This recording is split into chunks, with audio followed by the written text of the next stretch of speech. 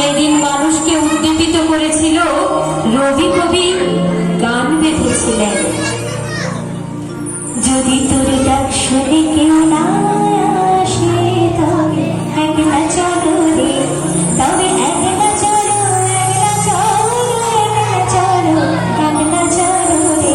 যদি তোর ডাক শুনে কেউ না আসে তবে একলা চলো রে। অন্যদিকে বিদ্রোহী কবি কাজী গান বেঁধেছিলেন।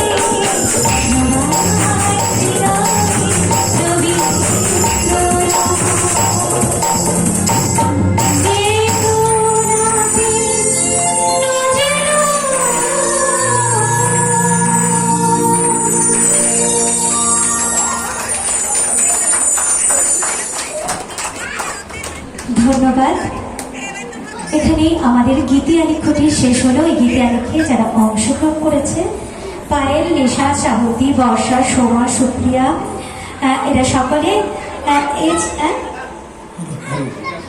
এরপরে আর যারা সঙ্গীতে অংশগ্রহণ করেছে সকলেই আমরা সমাজকর্মীরা, শিক্ষক শিক্ষিকারা আর আমাদের ছাত্রছাত্রীরা, আর রয়েছে আমাদের সোনালী এবং সঙ্গীতা, সমস্ত দৃষ্টিহীন যারা অর্গান বাজাচ্ছে সকলে দৃষ্টিহীন ছাত্রছাত্রীরা, সঙ্গে রয়েছে পিকু, প্যাডি, অক্টোপ্যাডি। এদেরকে সকলে অসংখ্য অসংখ্য ধন্যবাদ সকলকে। হ্যাঁ, সাউন্ডম্যানকে অবশ্যই ধন্যবাদ। এত সুন্দর সাউন্ড ছাড়া কখনোই সেটা সম্ভব হতো না আপনাদের কাছে সুন্দরভাবে পৌঁছে যাওয়ার। তাই দাসটাকে অসংখ্য অসংখ্য ধন্যবাদ, আর আমাদের রাজু ভাইকে। এরপর আমাদের নাটক রয়েছে বীর পুরুষ। হ্যালো, বীর পুরুষ নাটক হবে। তো তার পূর্বে আমি বক্তব্য রাখার জন্য একটু অনুরোধ জানাবো। মাসির পরে সুশান্ত কুমার মণ্ডল মহোদয়, প্রধান শিক্ষক, রাষ্ট্রপতি পুরস্কারপ্রাপ্ত বাচ্চা বিবেকানন্দ জনসেবা হাই স্কুল। তিনি কবি, সাহিত্যিক, আন্তর্জাতিক গায়ক, গীতিকার, সুরকার, অভিনেতা, সিনেমা এবং সিরিয়াল, স্টার জলসা, জি বাংলা টিভিতে তিনি অভিনয় করেছেন। আর পাঠ্যপুস্তক লেখেন, জার্নালিস্ট, দেশ ও বিদেশ থেকে 4টি পুরস্কার পেয়েছেন। তিনি আমাদের 5 বছর শান্তিনিকেতনে ইউনিভার্সিটির ছাত্র ছিলেন, 5 বছর শান্তিনিকেতন ইউনিভার্সিটির ছাত্র ছিলেন। তিনি আগে এসছেন। আসুন, আপনাকে আমরা আসি এখন। ওকে, এখন আসুন তার কাছ থেকে কিছু বক্তৃতা শুনবো। এদের কি একটু বক্তৃতা শুনবো আমরা সবাই। আজকে হাততালি হোক, আমাদের করতালি সুশান্তবাবুর জন্য। এরকম একজন মানুষকে আমরা পেয়েছি, সেই জন্য আমরা অত্যন্ত আনন্দিত, অভিভূত এবং কৃতজ্ঞ। প্রধান শিক্ষক মহাশয়, রাষ্ট্রপতি পুরস্কারপ্রাপ্ত বাচ্চা বিবেকানন্দ জনসেবা হাই স্কুল, কবি, সাহিত্যিক, আন্তর্জাতিক মানের, গীতিকার, সুরকার, অভিনেতা, 5টা সিনেমা, সিরিয়াল, স্টার জলসা, জি বাংলা টিভিতে পাঠ্যপুস্তক লিখেছেন, জার্নালিস্ট, দেশ বিদেশ থেকে 4টি বহু পুরস্কার পুরস্কৃত হয়েছেন। 5 বছর শান্তিনিকেতনে শান্তিনিকেতন ইউনিভার্সিটির ছাত্র ছিলেন। উনি এখন বক্তব্য রাখবেন। আমার বক্তব্য রাখার জন্য অনুরোধ জানাচ্ছি। আমি ওনার সংক্ষিপ্ত বক্তব্যের মধ্য দিয়ে আমাদের সবাইকে অনুপ্রাণিত করবেন।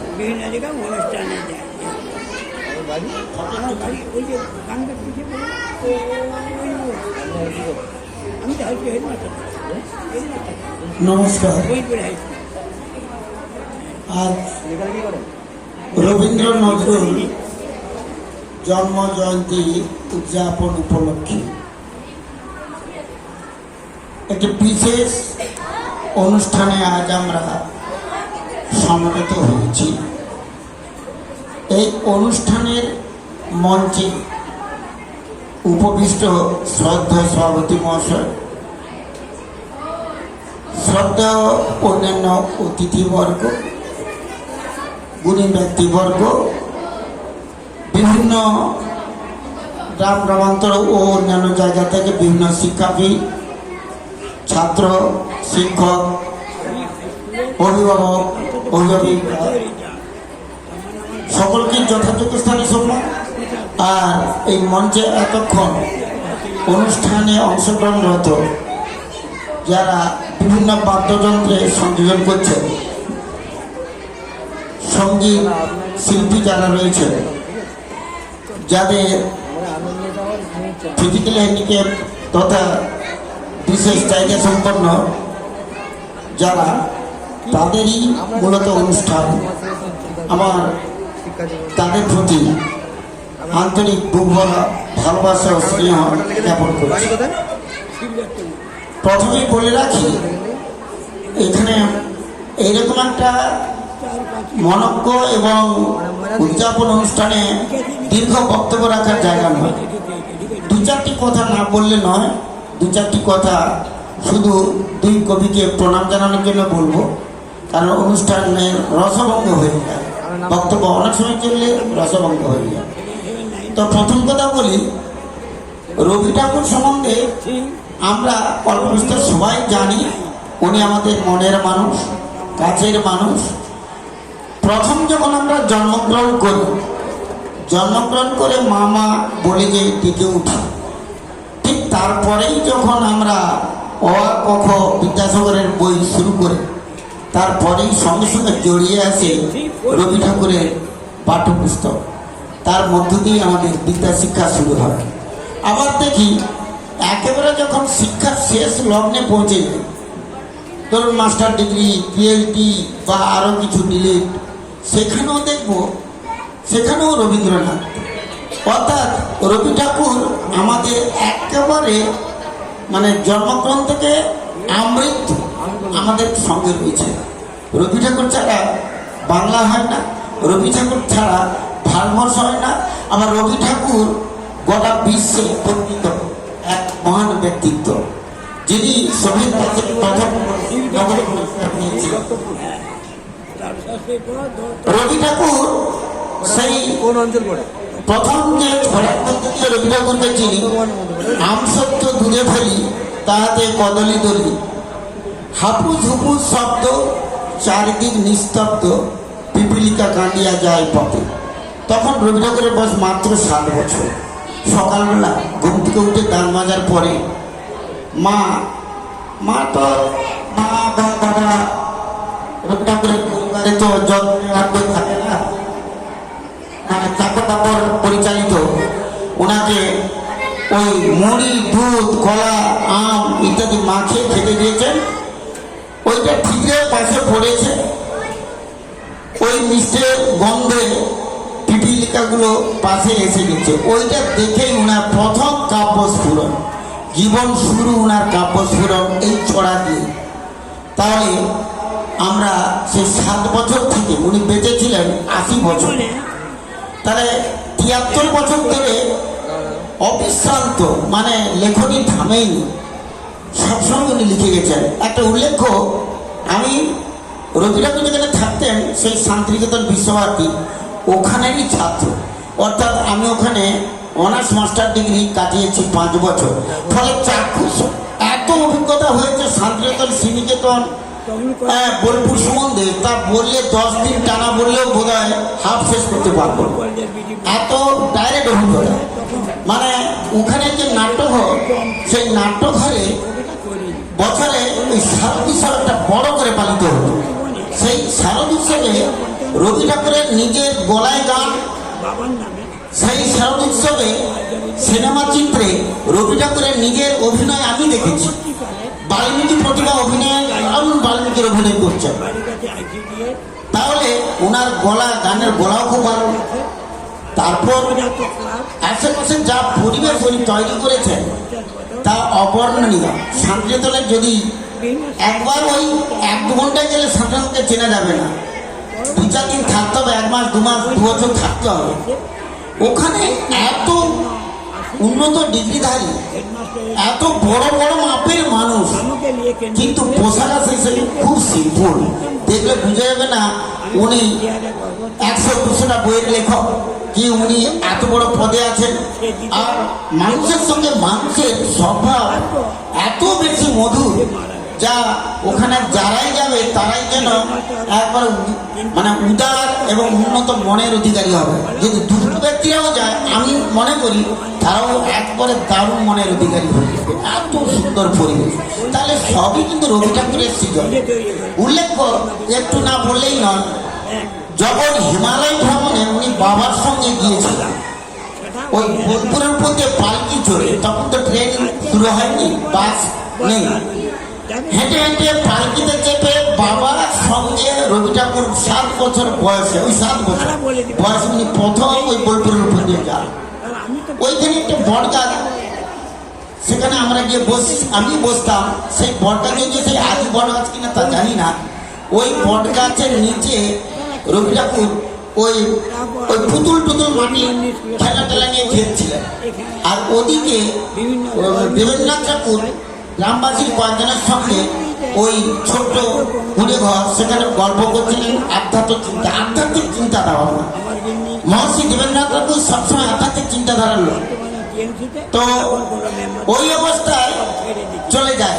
আবার যখন 22 বছর বয়স আবার বাবার সঙ্গে ওই একই জায়গায় পৌঁছায়, অর্থাৎ ওই শান্তিনিকেতন বোলপুর, যেটা সেটা তখন বোলপুর শান্তিনিকেতন ছিল না, তখন একেবারে আদিবাসী, একটু আদিবাসী পাড়া, ওইখানটা পুরো ফাঁকা, দু একটি গাছ, একটা বট গাছ, গুটি চারেক তাল এবং সুপুরির গাছ এইরকম ছিল।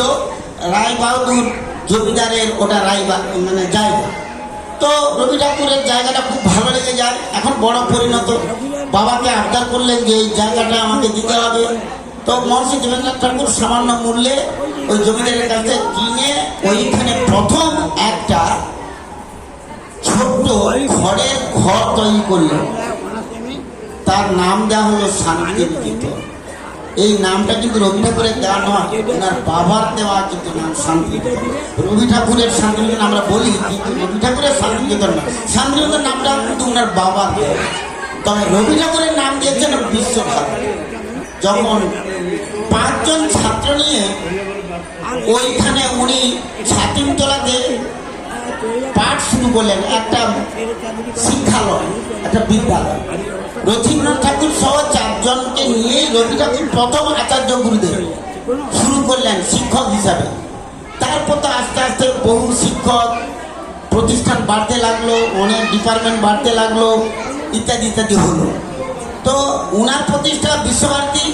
আর ওই যে খড়ের ঘরটি হয়েছিল, প্রতি বুধবার গ্রামবাসীরা, দূরের গ্রামবাসীরা এসে ওখানে ধ্যান ধারণা, আধ্যাত্মিক চিন্তা ভাবনা করবেন বলেই ওটা প্রতিষ্ঠা করেছিলেন দেবেন্দ্রনাথ ঠাকুর, মহর্ষি দেবেন্দ্রনাথ ঠাকুর। আজও ওই ঘরের ঘরটা হয়ে গেছে কাঁচ ঘর, কাঁচ পরিবৃত, এখনো গেলে দেখতে পাবেন কাঁচ ঘর নামে পরিচিত। এখনো বুধবার ওখানে ধ্যানের মানে ধ্যান ধারণা হয়, আধ্যাত্মিক চিন্তা হয়। আর ওখানে বুধবার তাই ছুটির দিন, রবিবার নয়। আমাদের যেমন রবিবার মানেই সমস্ত অফিস আদালত ছুটি, আর ওখানের বুধবার হচ্ছে ছুটি, মঙ্গলবার হাফ, আর আমাদের রবিবার ফুল ডে ছুটি আর শনিবার হাফ, উল্টোটা ওখানে। তো যাই হোক, তা কিন্তু ওই মহর্ষি দেবেন্দ্রনাথ এবং রবি ঠাকুরকে স্মরণে এই ছুটিটা হয়ে চলছে। তা আমি প্রারম্ভিক কথা বললে তো প্রচুর হয়, বলা তো যাবে না, এখন ছেড়ে দিতে হবে এখনই মাইক্রোফোন। তো রবি ঠাকুর আমার চিন্তা ভাবনায়, আমি যে 5 বছর কাটিয়েছিলাম, আমার যখন একটু মন খারাপ করতো, ওই ছাতিম গাছের তলায় গিয়ে বসতাম। সেই ছাতিম গাছ যেখানে রবি ঠাকুর প্রথম 5 জন ছাত্র নিয়ে শুরু করেছিল, সেই ছাতিম গাছ এখনো রয়েছে। ওই ছাতিম তলায় বসতাম। ওখানে পাশে বেল গাছ, আগে দিকে বেল পেকে পড়ে যেত, হ্যাঁ, উড়োতাম। আম্রকুঞ্জ, যেখানে প্রধানমন্ত্রী গিয়ে অনুষ্ঠান করেন, হ্যাঁ, যখন আমি 1984 সালে ওখানে পৌঁছাই, 1987 সালে 84-তে অক্টোবরে ইন্দিরা মারা গেলেন গুলিবিদ্ধ হলেন। আমি তখন শান্তিনিকেতনেই আছি। তো শুনশান চতুর্দিক, সব মানে থমথমে পরিবেশ। ওই 31শে অক্টোবরের দিনটার কথা বলছি। আমরাও চুপচাপ, ঘোষণা তখন হয়নি, এরকম একটা অবস্থা চলছে।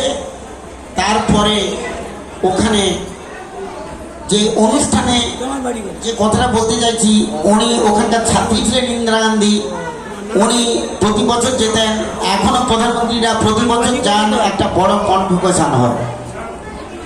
আমার ওই বছর 84-তে আর অনুষ্ঠান হলো না।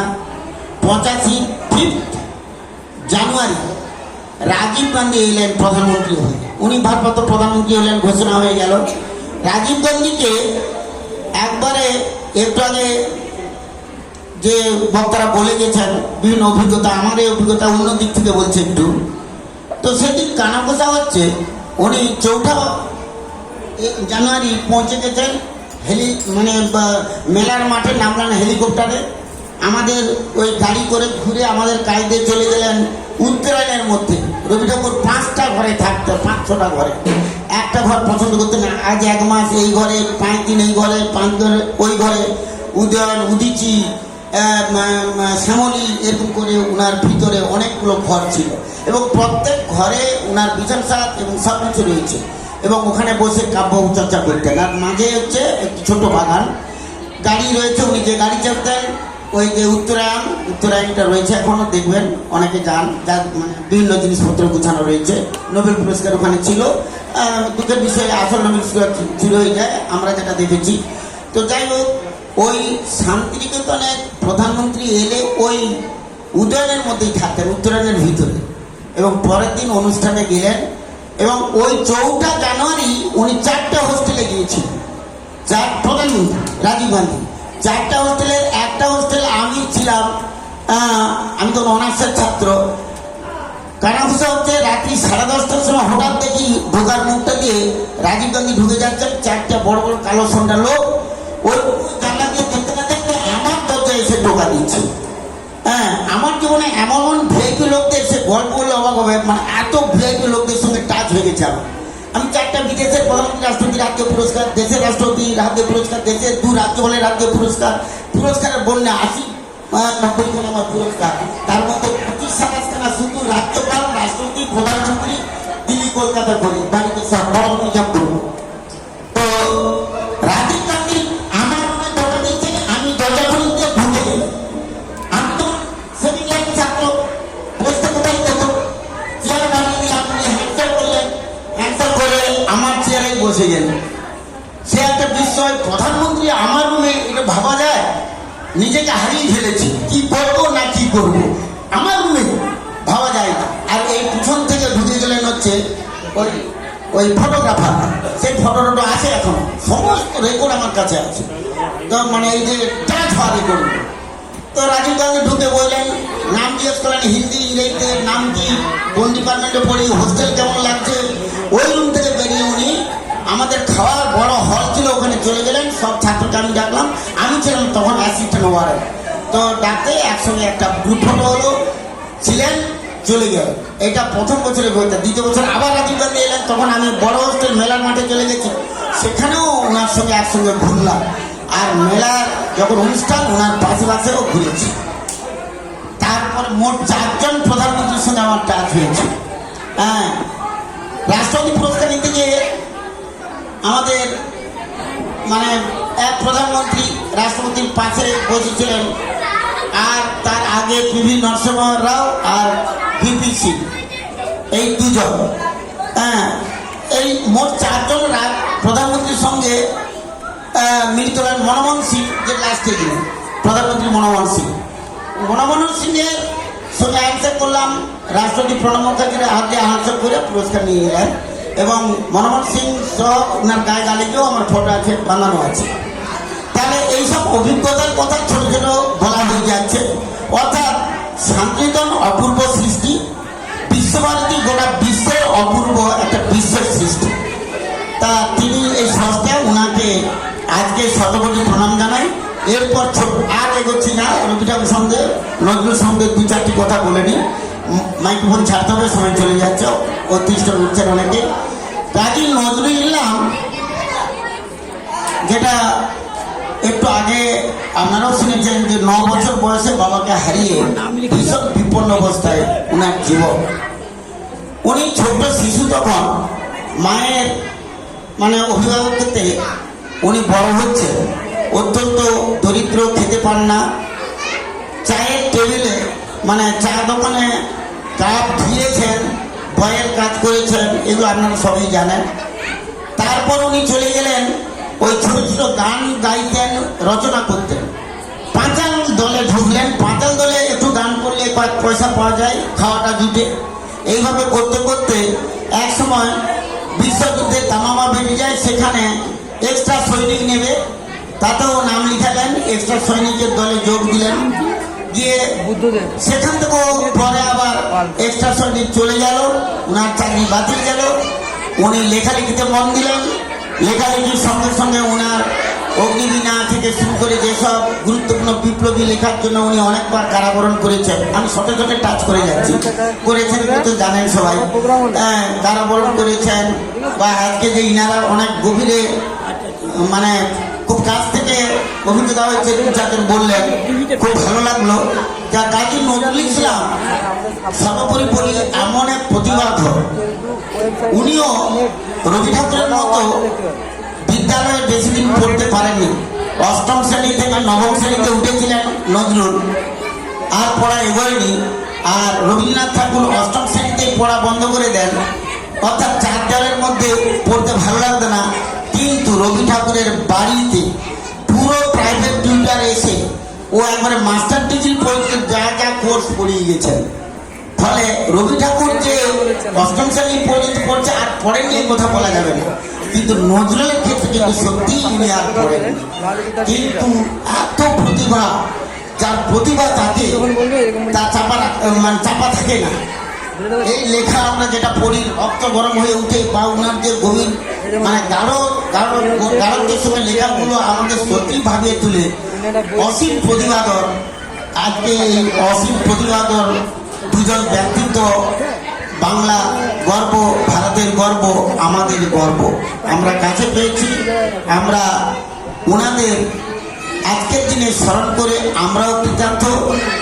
আমাদের চিন্তা ভাবনা, আমরা ওনাদের যে গর্ব করব, যদি ওনাদের দিশারি হয়ে ওনাদের দেখানো পথে যদি আমরা কিছুটা হাঁটতে পারি, তাহলে আমাদের নিজেদের জীবন যেমন ধন্য হবে, ভারতবর্ষ তথা বাংলায় ওনারা যা করতে চেয়েছিলেন সেটাও কিছুটা সম্পন্ন হবে। আর আমরা ধন্য হয়ে ওনাদের পাদস্পর্শ পেয়ে আমরা আমাদের জীবনকে অভিষিক্ত করি। এই শপথ নিয়ে আমাদের আগামী দিনে কাজগুলো যাতে সুন্দর হয়। আর সর্বোপরি আমার এই যে ইনি কর্তা ব্যক্তি দাঁড়িয়েছেন পাশে যোগেশ বাবু, ওনার গুণাপনার কথা যথেষ্টই গুণী ব্যক্তি। আমার সঙ্গে অনেক আগে থেকে পরিচয় ছিল, মাঝে কিছুদিন অফ হয়ে গিয়েছিল, আবার টাচ হয়ে যায়। তো উনি এই যে এত বড় একটা প্রতিষ্ঠান তিল করে আর তিলোত্তমায় পরিণত করেছেন, আমি সত্যি খুব মুগ্ধ, আনন্দিত। ওনার পাশে থাকতে পারলে আমিও নিজেকে ধন্য মনে করব। কারণ আমি একটা কথা বলি, রাষ্ট্রপতি পুরস্কার পাওয়ার আগে যখন তথ্যগুলো পাঠাতে হয়, এটা না করলে আমার ঋণ শোধ হয় না। এখানে এসে ওনার সঙ্গে বলে এই ফিজিক্যালি বিশেষ চাহিদা সম্পন্ন ছেলেদের সঙ্গে একসঙ্গে আছি, এমন ফটো নিলাম, কাজ করছি এমন তথ্য নিয়ে ওনার পারমিশন নিয়ে, কিন্তু একটা পয়েন্ট ছিল রাষ্ট্রপতি পুরস্কারে 35টা পয়েন্টের মধ্যে একটা পয়েন্ট ছিল আমি বিশেষ চাহিদা সম্পন্ন স্কুলের সঙ্গে যুক্ত কিনা। তো সেখানে ইনি সার্টিফিকেট আমাকে দিয়েছিলেন এবং তাতে আমি এই তথ্য পাঠিয়েছিলাম এবং আমি রাষ্ট্রপতিও পুরস্কার পেয়েছিলাম। তাতে ইনাদেরও ভূমিকা রয়েছে। ফলে এই ঋণ আমি স্বীকার করি। আজকে আমি এইরকম জায়গায় উপস্থিত হয়ে নিজেকে সত্যি গর্ব অনুভব করছি। ইনার প্রতিষ্ঠান আরও উত্তরোত্তর ইনার স্বীকৃতি হোক, প্রতিষ্ঠান ভালো থাকুক, আরও এইসব শিশুদের রক্ষণাবেক্ষণের দায়িত্ব উনি ভালো করে নেন। আরও পাশাপাশি সকলকেও আহ্বান করছি, আপনারাও আসুন, যাতে ওনার এই প্রতিষ্ঠানটা গৌরবময় জায়গায় পৌঁছাতে পারে, আরও অনেক বড় হতে পারে। এই আহ্বান জানিয়ে আমি আমার কেন্দ্র বক্তব্য শেষ করছি। নমস্কার। আমার জানা ছিল না যে রাষ্ট্রপতি পুরস্কারের জন্য আমাদের ওই সার্টিফিকেট কাজে লেগেছে। সত্যি সত্যি খুবই ভালো লাগছে। আর আমাদের প্রতিষ্ঠান যাতে রাষ্ট্রপতি পুরস্কার পায়, সেই জন্য আপনি হচ্ছে ফাইলটা করুন আমাদের হয়ে, আমাদের প্রতিষ্ঠান যাতে রাষ্ট্রপতি পুরস্কার পায়। কারণ আমাদের চিত্রবাবু, উনি সভাপতি, উনি রাষ্ট্রপতি পুরস্কার পেয়েছেন। আমাদের দেশের প্রণববাবু ওনাকে সম্মানিত করেছে, নরেন্দ্র দাস মোদীজি ছিলেন। তাহলে স্বাভাবিকভাবে আমাদের প্রতিষ্ঠানে যাতে পায়, একটু দেখবেন আপনি। দায়িত্ব আমি কথা দিচ্ছি, আমার যেটুকু সাধ্য রয়েছে আমি চেষ্টা করব এই ব্যাপারে স্টেপ নেওয়ার।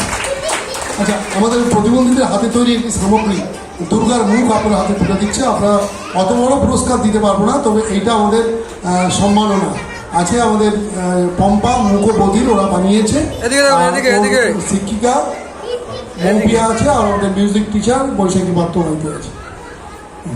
ভালো করবেন, ভালো করবেন। মোবাইল আড়ে করে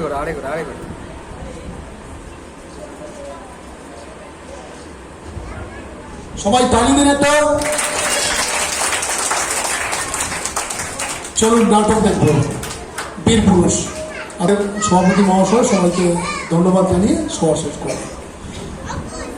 10টা বিষয়ে উনি MA করেছেন, স্বাভাবিকভাবে 7টা।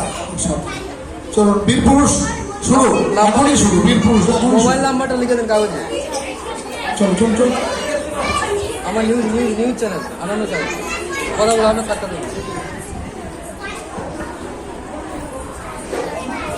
না আমাদের হচ্ছে ডিজিটাল হচ্ছে আপনার বক্তৃতা আজ আর শুনতে পারবো না।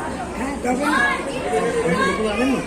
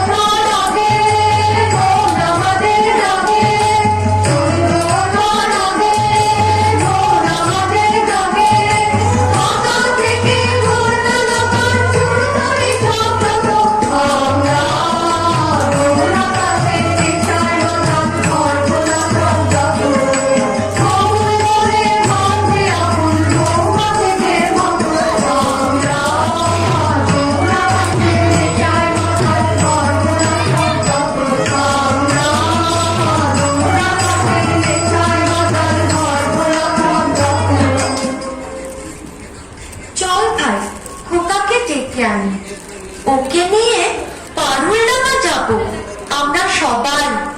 কোথায় খোকা? ও তো আজকাল আমাদের সঙ্গে মেশেই না, সারাদিন বই পড়ে, রামায়ণ মহাভারত আর কি যেন ভাবে। অত ভাবা ভাবে কি যে আছে বুঝি না ভাই। খেলবো বেড়াবো আর কি চাই। খোকার মাকে ডাক, ওকে বলে খোকাকে আজ আমাদের সঙ্গে বেড়াতে নিয়ে যাব, অনেক দিন সে যায়নি। মাসিমা, মাসিমা, খোকাকে ডেকে দিন। মাসিমা, মাসিমা।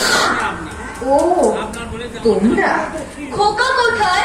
ওকে ডেকে দিন, ওকে নিয়ে আজ বেড়াতে যাব পারুলডাঙ্গা। খোকা আজকাল খেলতে ভালোবাসে না, বেড়াতেও ভালোবাসে না, কেবল বই পড়ে। রাম রাবণের যুদ্ধ, অর্জুন কর্ণের যুদ্ধ, অভিমন্যু বধের যুদ্ধ। না মাসিমা, আমরা শুনবো না, ওকে দলে চাই।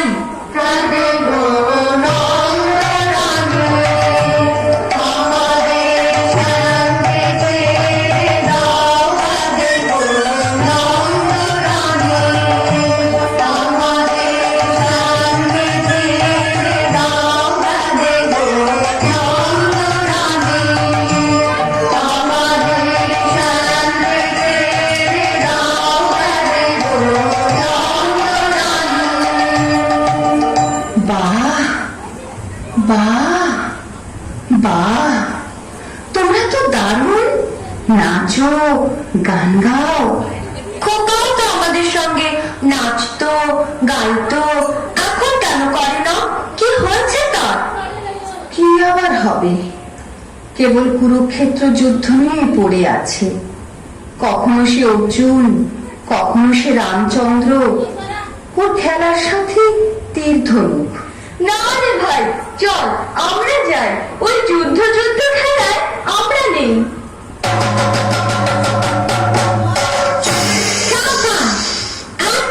সম্মুখে আসিলে ছিন্ন ভিন্ন করিব আঘাতে। মহাবীর অভিমন্যু আমি, আজিকার মহারানী কৌরবে নিশ্চিহ্ন করে উড়াইব বিজয় পতাকা। বলিস কি রে, মেরে ফেলবি নাকি আমাদের? না রে, আমরা কৌরব নই রে, আমরা তো খেলার সাথী বন্ধুরা। ওরে কলা কলা, যেভাবে তেড়ে আসছে তীর ধনুক নিয়ে আমাদের মেরেই ফেলবে মনে হচ্ছে। আমাকে ঘটোৎকচ বধের গল্পটা আরেকবার শোনাও না মা, আমি ঘটোৎকচকে মেরে টুকরো টুকরো করে দেব। ওকে মেরে ফেলবে নাকি?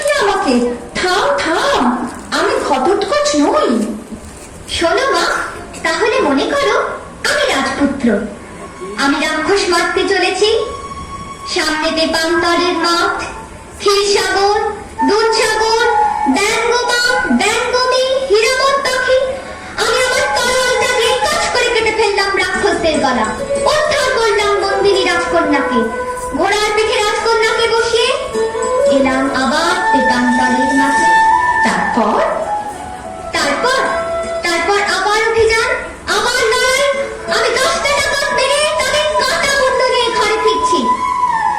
সর্বনাশ, কেবল কাটাকাটি আর মারামারি। তুই দেখছি কল্পনার বীর পুরুষ, মনে মনে লড়াই করে চলেছিস, হারিয়ে যাচ্ছিস অজানা জগতে।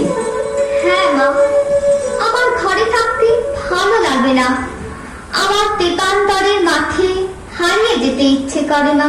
কোথাও আমার হারিয়ে যাওয়ার নেই মানা, মনে মনে দিলে দিলেন গানের সুরে দিদানা, মনে মনে। কোথাও আমার হারিয়ে যাওয়ার নেই মানা, মনে মনে দিলে দিলেন গানের সুরে দিদানা, মনে মনে। তেপান্তরের কথা চিরই রূপকথা, আমি কখনো যাই দূর করে সেই রূপকথা। তেপান্তরের কথা চিরই রূপকথা, আমি কখনো যাই দূর করে সেই রূপকথা। কারুর গুণের চম্পারে মোর হয় জানা, মনে মনে। কারুর গুণের চম্পারে মোর হয় জানা, মনে মনে। কোথাও আমার হারিয়ে যাওয়ার নেই মানা, মনে মনে। নাইবা হলাম অভিমন্যু, নাইবা হলাম রাজপুত্র, আমি তো এমনিতেই একজন বীর পুরুষ হতে পারি মা। তুমি পড়লে কোনো বিপদে, ডাকাতের হাতে, আমি তোমার বিপদ থেকে বাঁচালাম, এমনও তো হতে পারে। নিশ্চয়ই পারে। আয়, তুই আমার কোলে আয়, খেয়ে দিয়ে ঘুমিয়ে পড়বি। আমি খাবো না মা, তোমার কোলে এমনিতেই ঘুমিয়ে পড়বো, বড্ড ঘুম পাচ্ছে আমার। শুধু ডাকাত, লড়াই, তলোয়ার, তীর-ধনুক। আয়, ঘুমোবি আয়। তোকে একটা মিষ্টি গান শোনাই, শোন। ফুলে ফুলে ঢলে ঢলে বহে মা মৃদুবায়।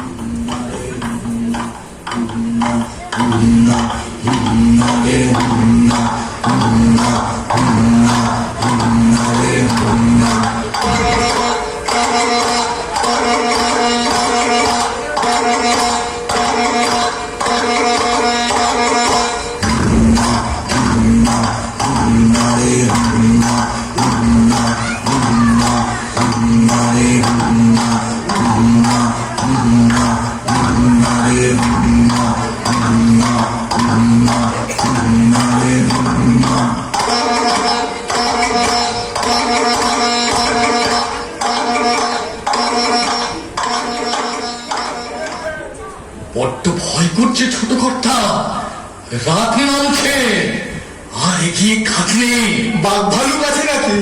বাঘ নয় রে, অন্য ভূত।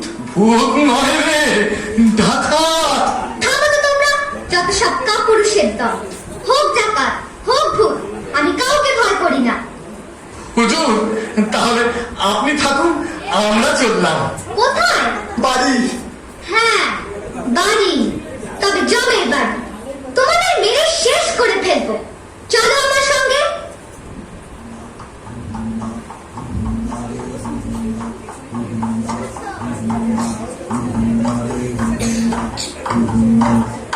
না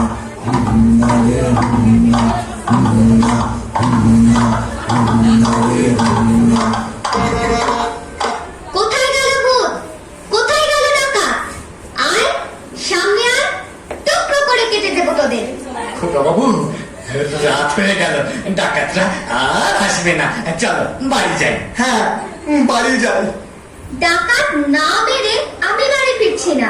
মাকে নিরাপদে বাড়ি পৌঁছে দিতেই হবে। আমার মতো বীর পুরুষকে কে না ভয় পায়। মা বুঝে না যে আমি আর সে ছোট্ট খোকা নই। আমি তাকে নিরাপদে বাড়ি পৌঁছে দেবই দেব। বেয়ারা পালকি তোলো, আমরা ডাকাতদের খোঁজে বেরোবো। বেটারা ভয় আমার কাছে আসছেই না। খোকা বাবু আর নয়, চলো এবার বাড়ি যাই। হ্যাঁ, ডাকাত মেরে যাব। মা তুমি ভয় পেও না। তুমি কেন মানা করছো আমায় যেতে? তুমি বললে যাসনে খোকা ওরে। আমি বলি দেখো না চুপ করে। ছুটিয়ে ঘোড়া গেলেন তাদের মাঝে, ঢাল তলোয়ার ঝনঝনিয়ে বাজে। কি ভয়ানক লড়াই হবে মাঝে, শুনে তোমার গায়ে দেবে কাঁটা। খোকা বাবু ওই যেন কিসের আলো, মশাল, ডাকাতদের হাতের মশাল। ওরে ভাই চল পালকির পেছনে লুকা। সাবধান, লুকোলে আগে তোমারই গলা কাটবো। তোরা পালকি, চলো সবাই ডাকাত ধরতে। খোকা বাবু আর এগিয়ে কাজ নেই, চলো পেছন ফিরে পালাই। তোমরা ভেবেছো ভয় দেখিয়ে ফেলবে আমাকে? তা হবে না।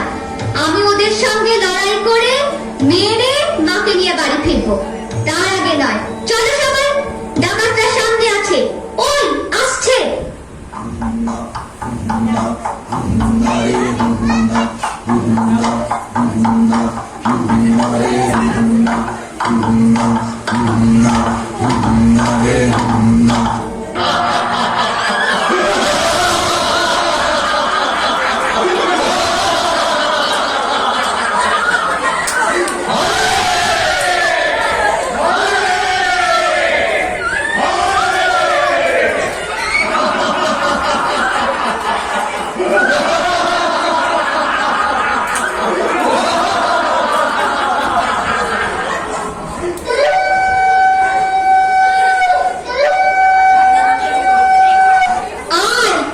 আজ তোর শেষ দিন। তোর শেষ দিন, তোকে বলি দেবো মায়ের কাছে।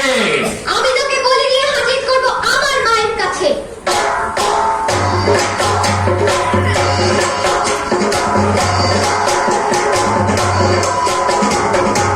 আজ তোকে শেষ করবই। তোকে আমি মারবো না, ধরে মায়ের কাছে বলি দেবই। জয় মা। জয় মা কালী।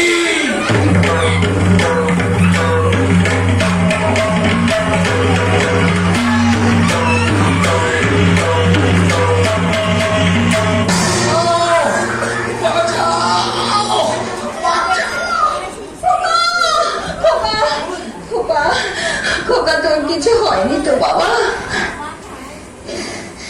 কি আবার হবে? ডাকাত খতম। এত লোকের সঙ্গে লড়াই করে ভাবছো খোকা গেলই বুঝি মরে?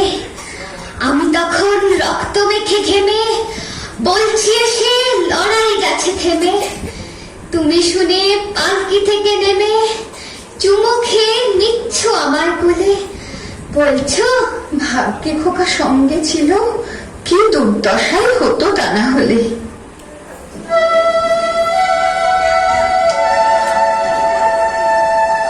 মা, আমি ডাকাতকে সাবার করেছি। মা, ওরা পারেনি আমার সঙ্গে। পারবে কেমন করে? আমি যে বীর পুরুষ। খোকা, খোকা, খোকা, তুই কি স্বপ্ন দেখছিস খোকা? না না, স্বপ্ন নয়, সত্যি। অনেক রাত হলো খোকা, আমার বীর পুরুষ। এবার ঘুমো বাবা, ঘুমো ঘুমো ঘুমো।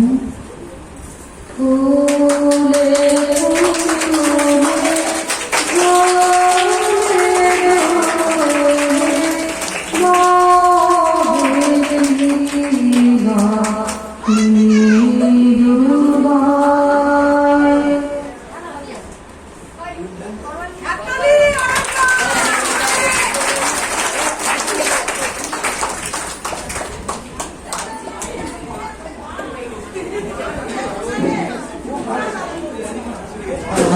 খুবই একটি ভালো উপস্থাপন হয়েছে। কবিতা করেছো নাকি? সেজন্য কবিতাকে আমি ধন্যবাদ জানাচ্ছি। আর বৈশাখী তাদের রবীন্দ্র মিউজিক্যাল গ্রুপের তরফ থেকে রবীন্দ্র কলা কেন্দ্রের তরফ থেকে এই উদ্যোগ নেওয়া হয়েছে। সবাইকে আমি ধন্যবাদ জানাচ্ছি। বিশেষ করে পায়েল আর এই মেয়েটি দারুণ অভিনয় করেছে, যা অভিনয় মানে বিস্মিত করেছে আমাদের সবাইকে। দুর্দান্ত অভিনয় করেছে এবং সবাই সব খুশি হবে না, শেষ তো সব খুশি হবে।